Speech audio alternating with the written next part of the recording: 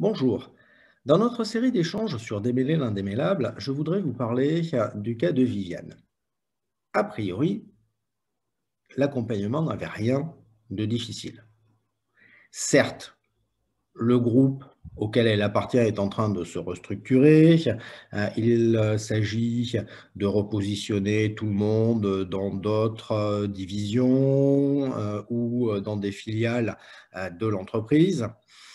Viviane est directrice d'unité et visiblement n'arrive pas à trouver une place qui lui corresponde. Viviane est un manager solide, apprécié, et du coup, sa DRH s'étonne un petit peu qu'elle ne puisse pas trouver plus rapidement une nouvelle place. Et elle me demande donc de l'accompagner sur ce sujet.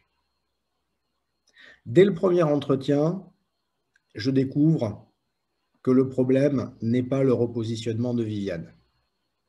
Je découvre en fait une manager épuisée, vraiment au bord du burn-out, parce que depuis plusieurs semaines, elle est ostracisée au sein de son unité, face à des collaborateurs qui, bien qu'ils aient été accompagnés dans leur évolution et leur reclassement au sein du groupe, n'apprécient pas du tout cette décision de l'entreprise. Et ils le lui font payer. Et elle n'en a pas parlé. Elle n'en a pas parlé à sa DRH, qui n'est pas son manager direct. Elle n'en a pas parlé à son manager direct parce qu'elle arrive à gérer et que sur d'autres sites de l'entreprise, il a des situations beaucoup plus compliquées pour elle à gérer. Elle n'en a pas parlé non plus chez elle. Son mari a lui-même beaucoup de soucis dans son travail. Elle n'en a pas parlé au médecin du travail. Elle n'est pas malade. La seule action qu'elle a entreprise pour trouver un échappatoire à sa situation est de se remettre au hand. Et bien évidemment, elle s'est blessée, conservant en elle sa frustration, son impossibilité de réagir et d'agir. À bout de nerfs, sans idée de quoi faire, elle est quand même en train de se demander si elle ne va pas se mettre en arrêt maladie pour se sortir de cet enfer.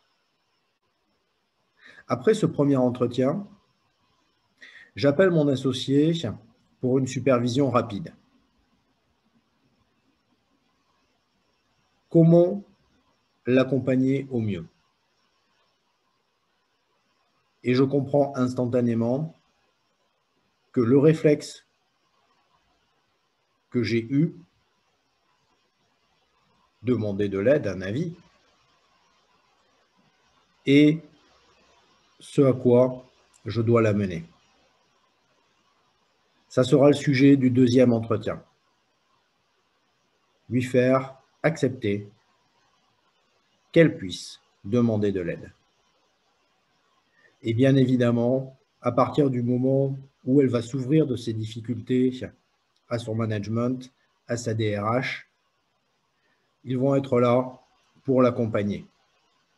C'était d'ailleurs un petit peu l'arrière-pensée de la DRH, dont l'intuition lui disait qu'il y avait quelque chose qui ne tournait pas rond dans cette situation.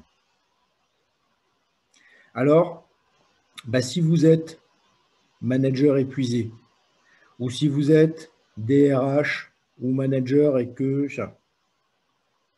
vous sentez que certains de vos collaborateurs sont en difficulté et n'osent pas s'ouvrir, vous aussi, vous pouvez demander de l'aide. C'est fou comme le fait de simplement poser la situation qui nous tracasse permet d'avancer et d'arrêter de consommer de l'énergie en rien.